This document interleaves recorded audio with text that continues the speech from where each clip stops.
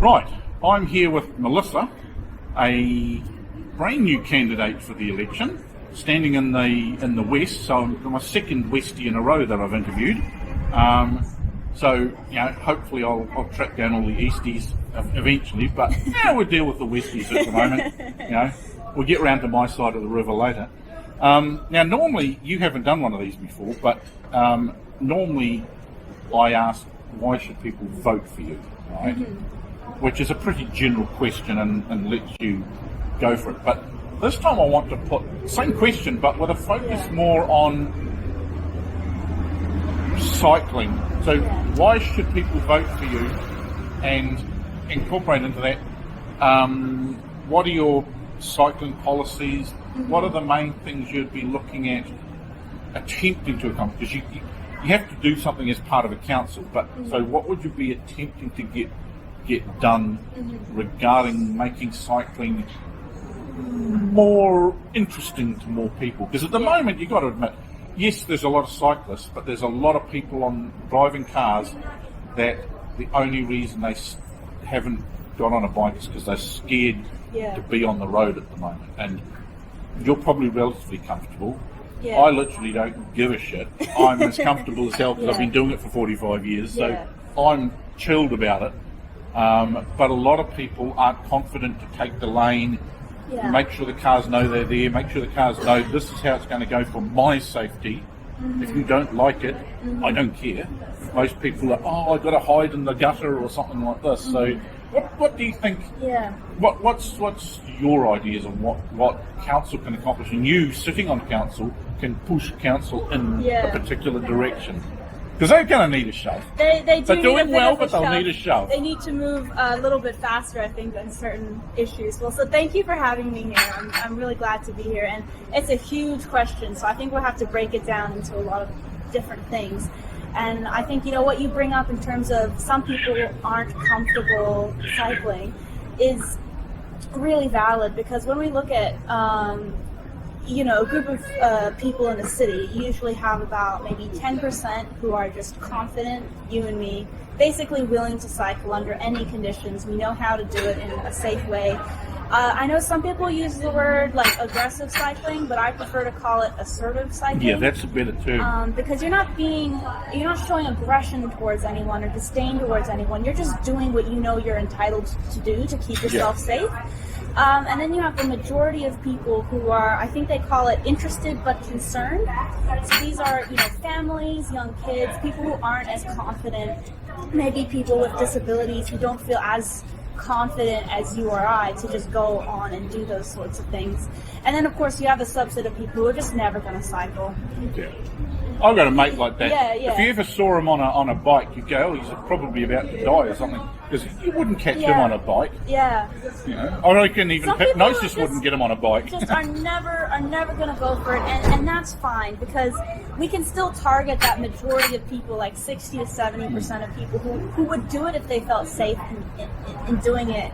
And I think what we have right now in Hamilton is a network that is only suitable for people who are actually confident using their bikes. So we're doing nothing to actually encourage new people to get onto their bikes. So one thing we can do to fix that is just infrastructure. So we need more bicycle infrastructure, more dedicated bicycle infrastructure around the entire city.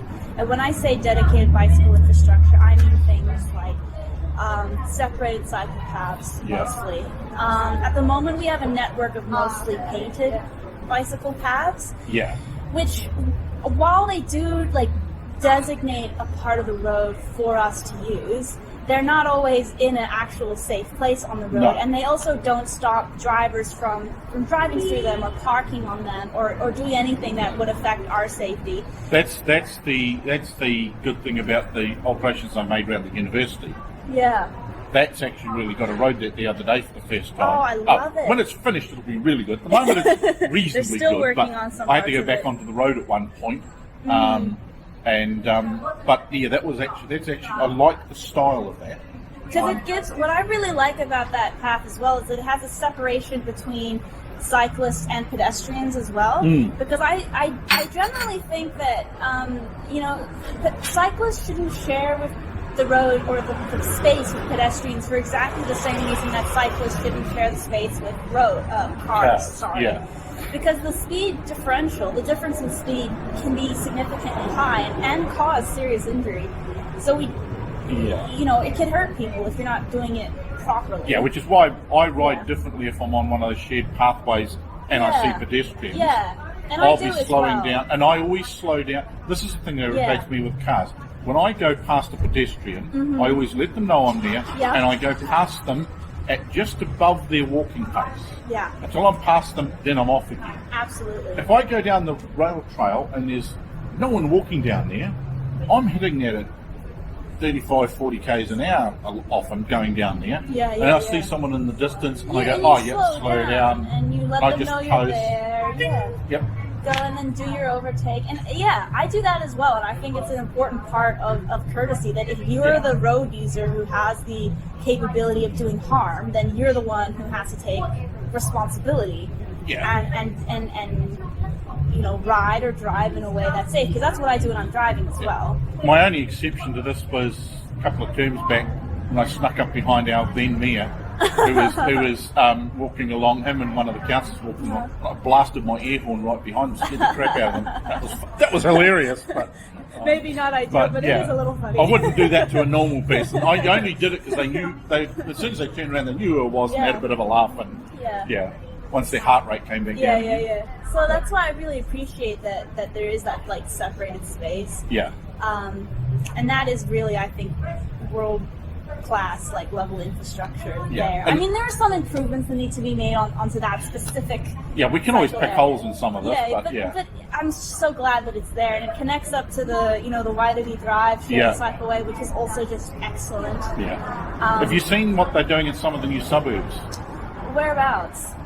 There's one, Rototuna, and there's out towards Peacock's Road, the planning for that. And there's another one, there's the one out there, what's that, Rototuna, I think it is, out that way somewhere. I'm not entirely sure. Northeast. Like what they've done is, in the past, our roading has been, we need this much space to have a lane going this way and a lane going this way for cars. And we need a little bit over there for footpath. Now what they're doing is we're going, we need this amount of space because we need this bit for the cars and we need separation, then we need this bit for bikes going on either side. Because I've always found that the key thing with cycling infrastructure is it should enable a cyclist to easily get to wherever they want without having to stop at a controlled crossing and cross like a pedestrian. Yeah, absolutely. I'm used to using the road like a road, where I'll go where the cars go. If I want to turn left somewhere, I'm turning left.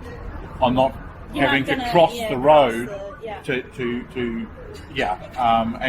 and that's something we need to acknowledge when we're like designing new cycle infrastructure. Is like how do we actually expect people to use this, especially people who maybe haven't cycled before, don't cycle that often, because like you and me, we're like, okay, well, like take the lane, do this, do that, but it needs to be obvious to people who don't have years of road cycling experience, and so it can't be ride your bike like a car, or ride your bike on the footpath. There has to be a specific design for cyclists to use. Yeah.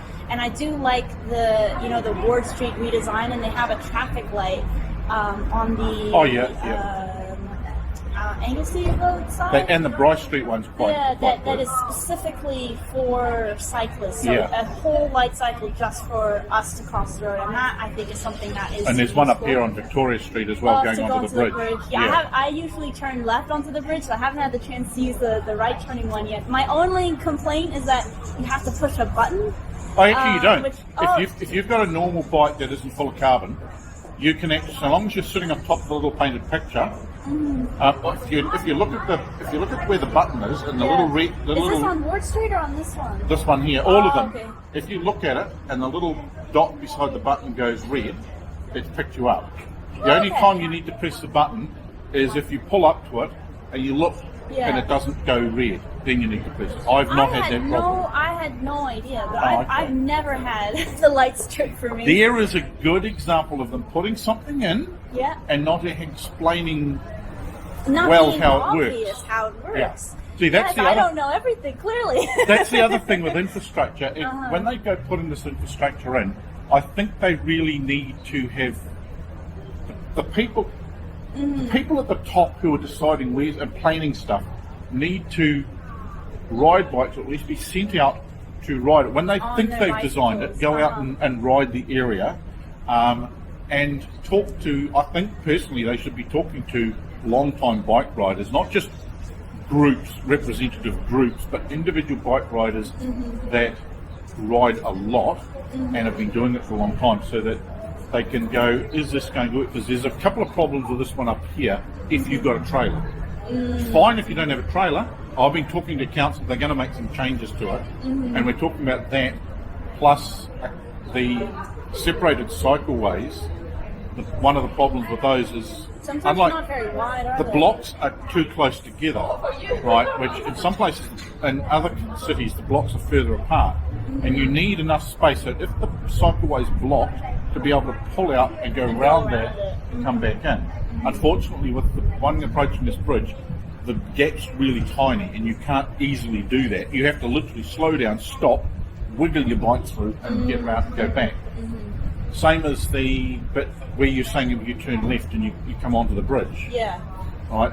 That separated piece, I personally think is a waste of time. I had a really I extended would agree with discussion. that, because it's like if you're turning left onto the bridge, you kind of have to go into this. If you're doing it as it was designed, go into this little separated section for like 50 meters. And then you got to blend I back suppose in. it's a chance for cars behind you to overtake if they'd like. See, when I But turn then left, it's like they hardly ever do in my Yeah. experience, because they don't understand, or they're just coasting along. when I Yeah. turn left onto that bridge, I always use the main part of it because I'm already in the flow of traffic, Yeah. right? Yeah. And I'm just leaving that flow of traffic and going round. Now, okay, it's not often that there's someone following right behind me, but when I do, that means that car knows that he can't pass that corner. And it means that when I come to the bridge, which is the narrowing point, the funnel point, I'm not having to blend back in. That car already knows his place on the road and where to stay. And we're across the bridge, because that's that sharrow piece, right? Yeah. Whereas if you come off and go onto that separated bit, you end up often having to wait, because it's such a short piece. It's really awkward if there Yeah. is actually someone coming up on your side and you're like, okay, are they actually going in front of me or not? Do they actually know Yeah. that I'm there because they're checking their blind spot or not? And it is just a really awkward thing to maneuver. And, you know, I agree with what you're saying. We need people who are making these decisions to actually be riding bikes or Yeah. having experience riding bikes. And that's something that that type of experience is what I would take to council if I was elected, because I ride my bike as my primary mode of transport. Yeah. So I can look at a design and be like, you know, this doesn't work, or for this Yeah. reason, and this is how you should change it so that people can actually use it in And a way I've that's been- efficient and productive. I've been riding for so long that I can look at something like that, not only tell you whether it would suit my type of rider, but I can actually look at things and go, that's not going to work for someone who's Yeah. getting back into riding. Yeah. Because I have ridden with so many people who are new to riding. My funniest one was I rode down the expressway once on the way to Cambridge with a mate of mine. He had bought himself a flash new e-bike and hadn't ridden since he was about 12, and we were heading to Cambridge. Now, I didn't go the other way because the expressway was relatively new, so I wanted to go down the expressway to see what it was like. Nice to get that nice smooth asphalt, I love that, yeah. so you can get ripping along at a decent pace, and it's just about dead flat most of the way. And I'm cruising along there because there's heaps of space on the Is this side. the expressway like by the Hamilton Gardens? Oh yeah, so going out towards Cambridge, Oh, right yeah, the way out yeah. there. It was up before the new bit by the gardens. It was the main piece. oh, yeah. Once you get out past Hillcrest and going out that way. Okay, yeah. And I didn't realise how frightening watching me was to him, because I'm riding along, trucks going past. I have a way of dealing with trucks. And that's, I see them in my wing mirror. I pull over a little bit, way ahead of the truck before he can see me near me, so he can clearly see me. And he has to wait for an opportunity and pull out. And the instant he commits to pulling out, I pull back in to increase the to distance. increase that space. Right. Very Meanwhile, clever. my mate, you know the safety barrier down the Yeah. side of there. my mate was just about scraping the paint off his bike with that, and we get to a point where we could go back to the off expressway bit, and I pulled over to let him catch up because he was going so flipping slow, and found out why, and he's as white as a sheet. And I go, what? He says, trucks, the buses. They might as well be tanks thundering past me, and blah blah blah. And I go, oh, okay, yeah, well, yeah, there are a few trucks. He says, and he gave me an exact number of trucks and buses, and I suddenly realised the experience was different for him because he wasn't used to it. I was used to driving in those conditions, right? And the other thing with a lot of cyclists who are not used to riding is being completely aware of everything around you, right? So that I've got a wing mirror to see behind, you're completely alert to everything that's happening. If a car doesn't slow down in an intersection, you just assume it's going to run the red light, so you slow down in preparation, etc., right? And that's when I realised that one of the problems with our infrastructure, the same goes for anything specifically for disabled people, is the same thing, not to do with on the road, but car parks for disabled and stuff like this, is people who aren't in that group of people are designing them and have not, like for instance, if you're designing a car park for somewhere for disabled, you should have to be in your seat. Someone pulls up a wheelchair, you've got to get into that wheelchair and get out and close the door. Or just co-design with people from that community. Yeah. Because those, we as cyclists and the disabled community as well, we know what our needs are. Just ask us, we'll tell you. And most of us will very quickly give you our opinion on your new development and whether it sucks or not. And then when you do it wrong, then I'm just thinking of that, that section of Cobham's Bridge that we were just talking about. When you put in something like that, and then you have people like you who aren't using it for very good reason, then you have drivers complaining, why do we spend all of this, money and effort on this new infrastructure if cyclists won't even use them? So you have to get it right. Just bloody ask us, because we know what we're talking about. Cyclists don't use something because it is useless, or it's dangerous generally, or it's full of rubbish. Oh yeah, so it's just a hazard, and I think. So I just wanted to touch on something you said before. So when I want to introduce someone to cycling, I take them on Waterloo Drive, not on the expressway. But I just wanted to touch on what you were saying about your friend's experience. And so there's the golden or triangle or whatever of good infrastructure or good safety, I should say. You have the infrastructure, then you have the cyclist's behavior, and then you have the driver's behavior. So we were talking a bit before about infrastructure and how we need to have. Well, I'm sure we'll talk more about this, but you need to have a network approach. You need to give us some separation. You need to make sure that you co-design with us because we know what our needs are. But then when we talk about cyclist behavior, is that I feel like people who are new to cycling do things inadvertently that are more dangerous for them and they don't know about it. For instance, hugging the side of the road, biking through door zones because they're scared to take the lane. And I think that is something, the council put out a post recently, a cycling safety post. Oh, that little brochure thing. Not the brochure, but I think it was on Facebook, and they're saying, be bright, be seen, make sure you have lights on your bike, make sure you have wear high visibility clothing when you're biking at night. And I don't think that's necessarily, I think it is bad advice, actually. I'm not saying you shouldn't wear lights and you shouldn't, the lights help you be seen and be seen. The high-vis stuff's a little bit over the top in most situations. I think it's just that it puts all the onus on the cyclist in that instance to take responsibility for their own safety, which isn't necessarily a bad thing. And I think there are things cyclists can do to, improve their own safety. But I think having lights on your bike is not one of those things because you can't make yourself be seen. For this specific issue, drivers need to be looking. There have been several cases in Hamilton, and of people that we know, I won't necessarily say their names, wearing full visibility in the middle of the day with lights on their bike, and they still get hit by people on cars who say they didn't see them. I read a study from the University of Canterbury published a few years ago, and they found that in a New Zealand context, it makes no difference if you were wearing high vis or not as to whether you were likely to get into an accident. I think they looked at a few hundred That's cycling interesting. accidents, and about half of the people, half the cyclists were wearing high vis and half of them weren't. So it really made little to no difference. Because While I support lights from the point of view, I'll always have a red blinky light at Yeah. night so Yeah. you can see me, and I'll Yeah. always have a light on the front so you Yeah. can see me from the front, Yeah. and I've got one for if I need the Yeah. light for vision, right? I But, personally yeah. think that the high vis vest thing, the problem with that can be that someone puts on a high vis vest yeah, and goes, I can be seen yeah, now, people and see they me don't, now. they give up their total awareness. Yeah. They put that on someone else. Now, Because you assume that people can see you, Yeah. but they actually not necessarily can. And so I'm not saying like that you shouldn't have lights on your bike, because they can help people see you.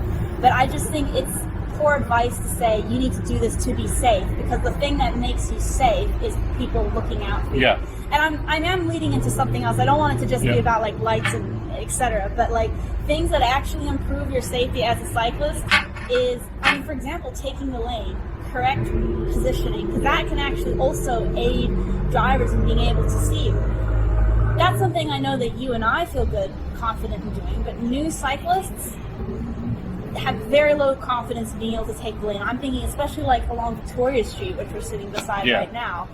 The section, not the section with the sheriffs, but the section further down. Oh, yeah, I yeah. always see cyclists hugging the door zone along that road, and it just makes me so scared seeing that, because that's so dangerous. Most people don't even know, because they think it's being safe because they're staying out of the way of cars, Yeah. and they're not pissing them off. But they're forgetting that often people don't look before they open a car door. Exactly, and people have died that way. So I guess what I'm saying is that I think council could do more to promote actually safe cycling behavior. For instance, with positioning in particular, which can really improve your chances a lot. Especially as what you were saying before, that when you see a truck coming up behind you, you actually move closer to them to encourage them to pass you with more distance. And I've noticed that Yeah, in look, my there's a fat experience- bastard on a bike. Go round me. Don't kill him. I mean, I've had that in my experience as well. When I always get close passes as soon as I go over to the left as a courtesy to let people go past me, and that's always when I get people coming by me Close. really closely. When I take the lane as I'm entitled to on most of these roads that don't have bike lanes, I get people passing me properly. Yeah. So I think, in terms of cyclist behavior, these are things that we could actually encourage to help people with their Yeah. own safety. But of course, I think the most important thing, apart from infrastructure, is driving behavior. Because although the road code does actually say, you can take the lane when there's no cycle lane, when there's a door zone, you shouldn't bike in a door zone, etc. Drivers don't actually know that. I get harassed a lot when I'm taking the lane. I had someone try and run me over the other day. For real? I was just biking home down just a small street near my house, and I was biking in the middle of the road. It was dark, quite dark out, and I had my lights. But see, you're yeah. a cute little girl, you see. I was wearing a I'm the little sort of dress person. and everything. I'm the sort of person that might get out and pound their head into the pavement. So Oh my god, I I'm had such a scary rush to them. of adrenaline that I tried to catch up with them, but I don't have an e-bike, so they got away from me. But, I was riding in the middle, and they came up right behind me, not slowing down, honking on their horn, and I That's bad. dove out of the way, because I was like, this guy's going to run me over if he can. And it's just because I was biking in the middle of the road, because I'm entitled to. Yeah, but that's a point where you realise I have a right to be here, I but don't- this is getting a bit risky. Yeah, exactly. But I Like mean, when someone's holding a gun to you, give me your wallet. I don't have to give you my wallet, Yeah, but you're but you holding a would. gun to me. exactly. So I mean, some common sense there as well. But this is what I mean, is that we need to actually educate drivers Yeah. on this as well. That's one of my because big they have things. no idea we're allowed to do that. That's one of my Yeah. big things, is the education of drivers. I find it quite funny when I'm riding along and you during a ride you might get a bunch of cars past you and all this sort of thing. I notice the smaller the car and the closer it is to being a smart car, the greater the passing distance they give me. Right? And I wonder sometimes if that's basically, he's really big. If I hit him, it's going to wreck my car. But I see, haven't noticed anything. did you like see that pamphlet that the Yeah. council, some crowd brought out? I think I actually have it in my bag. But did you notice that that's all focused on what cyclists should do? This one? Yeah. While Yeah. it's good advice, have you ever seen anything out directed at car drivers saying how No. they should behave on the road around cyclists? Yeah. And it's not just cyclists, it's people riding a horse, all of these sorts of things. Give them that metre and a half, pass them like they're another car on the road, because with a horse, it's going to jump. With a cyclist, you might hit them. If they're an inexperienced cyclist, if you come up and go too close to them, like as close as we are now, I know some cyclists, I've watched someone be passed that close and they nearly did a right-hand turn into the car. Yeah. Because There's a strong wake that actually comes that maybe drivers aren't super aware of, like a wake. Yeah. When you're passed super closely, and it can make you lose your balance, especially if it's a large vehicle as well. I used to pull in behind trucks when that happened and I'd get tugged along. Oh, really? Yeah. I need to use that. That's a good trick. 50, 60 k's an hour truck passes me and I go into the and you. and suddenly I go up to about 50 k's an hour Oh, for a short that's distance. so cool. Dangerous as hell, but Don't do that, kids. But again, I knew what I was doing, and I wouldn't advise someone to do that now. Yeah. But I knew what I was doing, and I knew that if that truck suddenly decided to hit the brakes, it was always in places where they're not likely to. But I always knew that if that truck hit the brakes, I was going to be a paint job on the back of his truck. But you know, I was young and stupid. Now point is, all that doing stupid things has taught me. See, and even then, because I rode all the time, I was always fully aware of what I was doing. So the stupid things I did taught me how not to be stupid. Like getting pulled over by a cop after going down a hill in a small country town, and he pointed out to me that he followed me at 80 k's an hour down a hill through a bunch of intersections, across the railway line, across the bridge, and more intersections. That's scary. And pulled me over and he said, I could give you a ticket for speeding, but I'm not. And I go, I was 14, 15 at the time. And, thank God. Oh You my know? god. And he said, I'm going to go right round to your place now and tell your mother what you just did. Slowest walk home. I managed to drag that 10-minute walk home out to an hour. Oh goodness. Because I was hoping Mum would forget that what he said by the time I got home. Nope.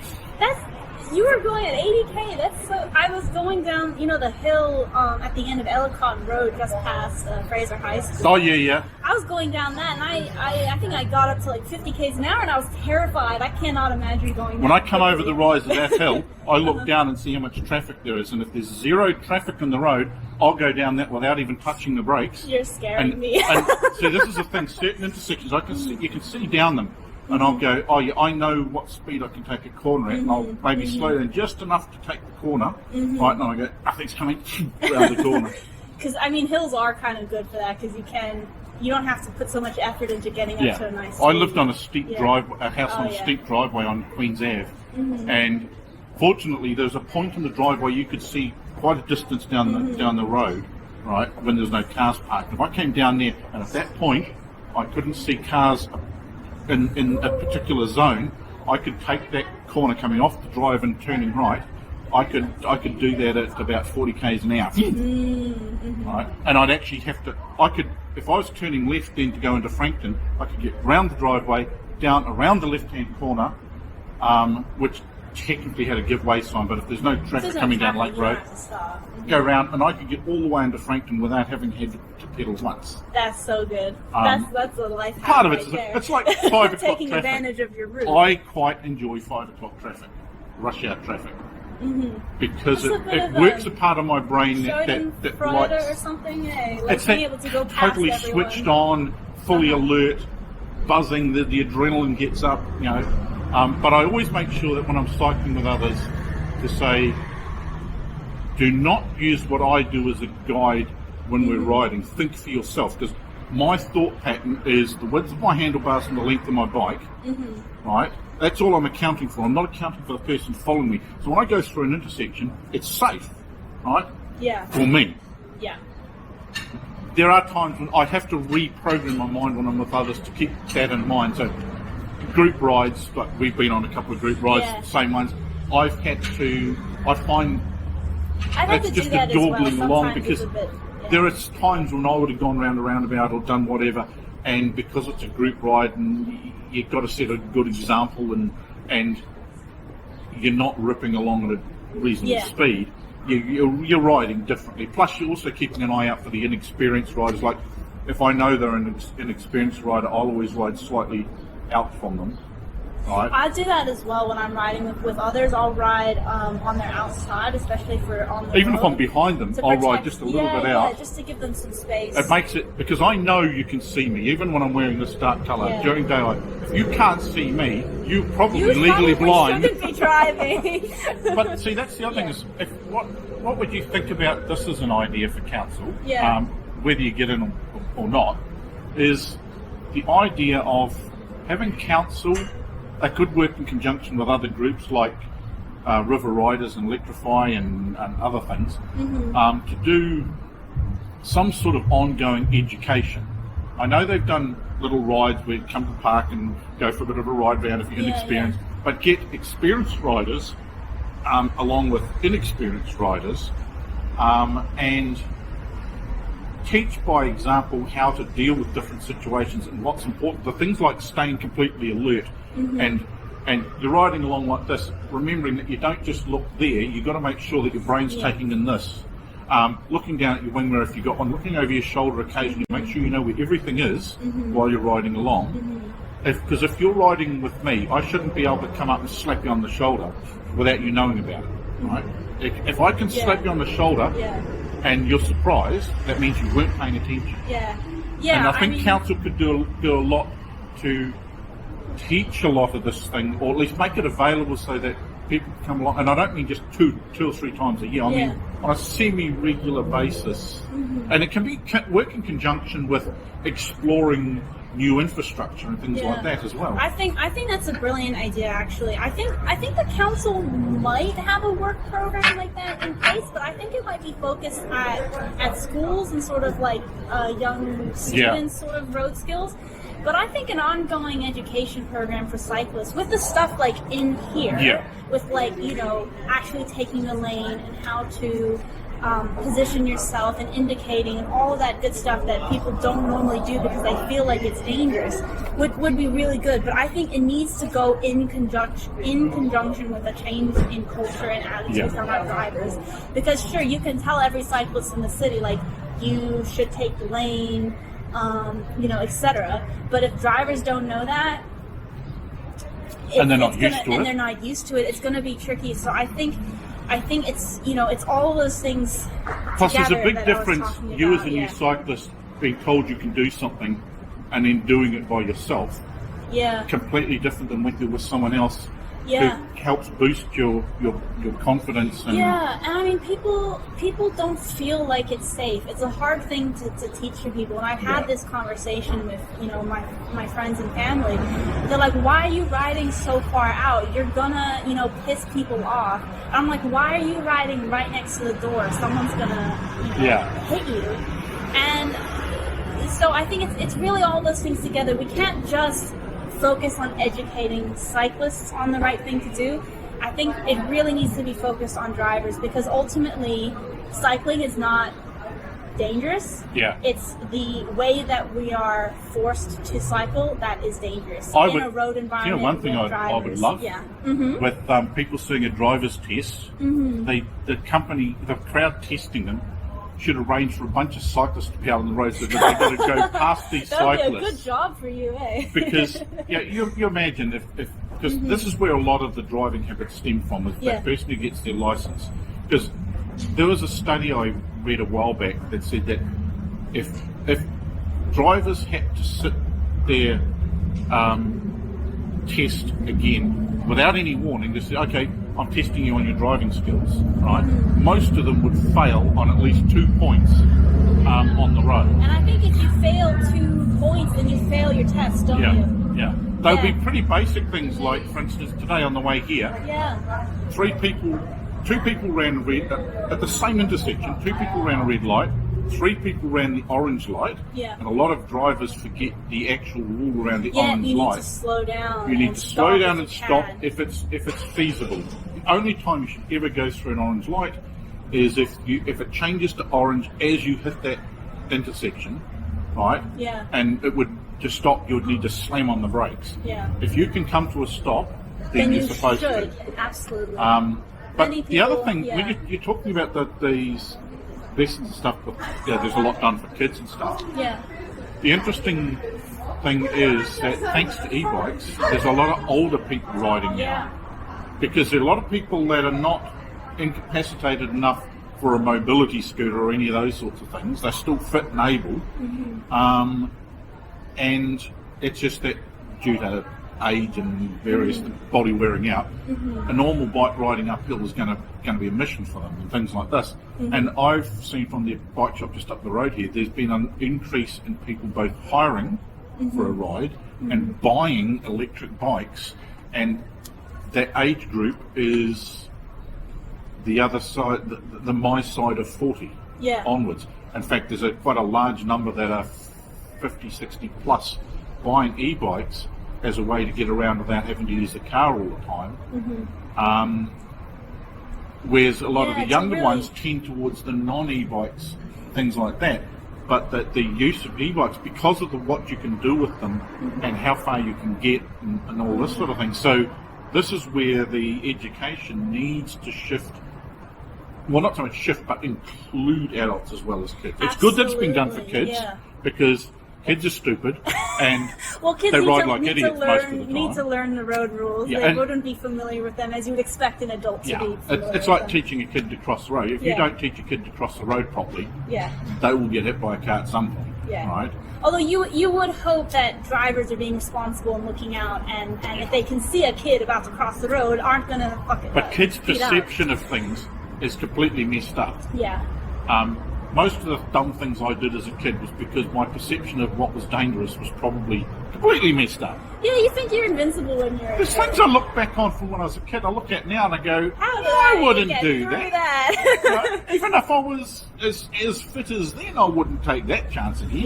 Yeah. And cycling's the same, whereas kids will ride all over the place. They completely forget that the way they're riding puts them in danger, and they do need some education on that.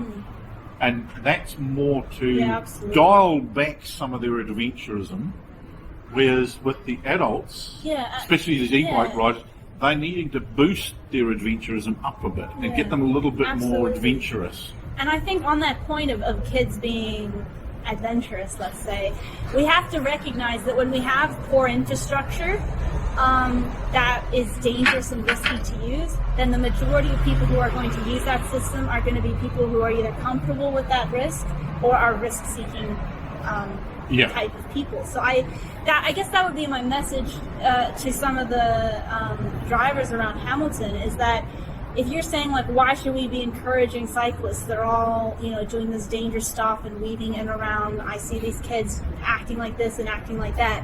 We have to recognize that when it's so dangerous to cycle, then that's the kind of people you're going to get to cycle. Yeah. We want it to be, my message is that I would want it to be safer so that we can get more people being comfortable to Yeah. use that. And, to circle back what you were saying about adults and e-bikes, for those of you who are watching who are maybe thinking, what's all this fuss? Why are we really trying to encourage so many people to cycle when, I don't know, driving is superior or something? But it's such a great option for so many people. I mean, it's significantly cheaper.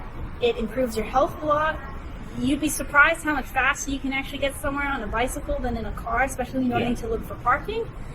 The other thing is from a driver's point of view, Yeah. it leaves more space on the road for the Yeah. people that absolutely have to drive. Absolutely. 2/3 of car trips in Aotearoa, New Zealand are single occupancy vehicles. That means Yeah. you're just one person in your car, and that car is taking up a huge amount of space on the road compared to a bus, even with 4 people in it. Yeah. Is a more efficient use of space, and you think about how efficient a cycle is in terms of Yeah. space, and again, more than half I think of trips are less than 6K. Yeah. That's a very bikeable distance. Just look up here. I won't turn the camera, but look up here. There's Yeah. pure traffic waiting for that light, right? Yeah. Now, it's not a major congestion point, but I would be willing to bet that half of those people didn't need to be in a car to go through that Exactly. intersection. But so you get situations where, yes, mostly at rush hour, early morning and late in the afternoon. Yeah. You go down to Tarapa Strait, places Yeah. like that, where there's queues of traffic. Queues and queues. And it might only be like 40 to 50 people. Yeah. They could fit in a bus. Imagine even 40 to 50 people on bikes. It doesn't actually take Yeah. it doesn't take up that much space. So if you are someone who genuinely needs to drive or who genuinely enjoys driving and you don't understand all the fuss around this cycle revolution, imagine if every single person on your trip who didn't need to be driving was on a bicycle or walking or on public transport instead, and imagine what that would do for the congestion in this city. Yeah. This is the most car-dependent city in the most car-dependent region in the country. We have a river that divides our city. That means we get massive congestion around 5 o'clock and 8 o'clock in the morning, and we can do so much better if even half of the people who could bicycled. Massive improvements in terms of your driving experience. And I think that's the key thing, is cyclists aren't trying to push car drivers onto bikes. No. All we're doing is saying, make the system safe enough for those that would prefer to do that, to do it. Absolutely. Those of you who need to use it. And thinking about Yeah. the fact that most cyclists, except me, most cyclists have cars. have and a drive. car as well. And I know a number of people who ride to work, but they'll use the car on the weekend for different things and stuff like that, or they'll use it during winter. So it's just, for those that want to ride, they can more easily and safely do it. So therefore it also leaves room on the road for the ones that have to drive, aren't Absolutely. slowed down, aren't Absolutely. getting road rage because they're in a queue and waiting for the Absolutely. lights for 10 minutes to change and all this sort of carry on. You know? I mean, you know what? The country that self-reports the happiest drivers in the world is the Netherlands, the country with the best cycling infrastructure in the world. That wouldn't And surprise me. No, it's because they don't get as much traffic, really, Yeah. because so many people are on bicycles, and you know that. You know, I'm sitting here as a pro cycling candidate with my Yeah. beautiful Cool biking outfit. dress. But really, what I want for the people of Hamilton is choice. There's always going to be a legitimate need for cars. I'm thinking long distances, particularly bad weather. You need to carry a heavy load. But there are also lots and lots of legitimate use for bicycles, for small trips, if you're just going by yourself somewhere in the city. And what I want to do is give the people of Hamilton the choice to get around in the way that is most convenient for that trip, in a way that is safe and convenient for them. And I think that we can genuinely do that. Because we've put a lot of time and money and effort into making roads safer for car drivers, Yeah. so that they can use their cars more safely. Hang on, why haven't we done that for other modes of transport, in particular Exactly. cycling? And I think if we make the roads safer for cyclists, Hang on, big noisy truck. you know, speaking of the disadvantages of having your city full of cars is the noise. Noise! Oh, did you notice how quiet it was over the lockdowns we had Oh in my 2020? God, yeah. I went for. I used to do a circuit of the supermarkets when I went shopping, and I'd take my little camera with me Yeah. and I'd go around them. And because I was legitimately finding a supermarket that didn't have a queue to go and do my shopping, but I'd ride through town, and it was so much fun coming through the main street here. And there's no traffic around. It's you know. so quiet Yeah. and So is there any before we finish, is there any one Yeah. last thing you'd like to say to encourage people to vote for you, in Yeah. particular those that are in support of the cycling initiatives and you know, are pro-choice and things like this for cycling?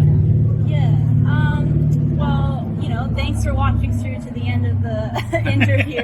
Which is a bit long, but it's a whatever. bit of a long one, but it was good to have you guys along. And you know, I am a cyclist. My primary mode of transportation is a cyclist, so I really do understand our needs and what what we can do with this city. And I'm not going to fluff around the edges. I know what we need to do. This change is coming. We desperately need to accelerate on this issue, especially when we're talking about housing intensification that's coming. We need to take action on climate change. 60% of our city's emissions come from transport. And we need to do something about this, and well, I'm going to do it. I'm not going to fluff around the edges. I'm just going to do it. So there you go. If you live in the West and you want to tip the balance of pro-cycling councillors in our favour, Melissa's your person. Yeah. Well, thanks very much for taking the time to sit here with me, and good luck in the election. Thank you so much. Kia ora.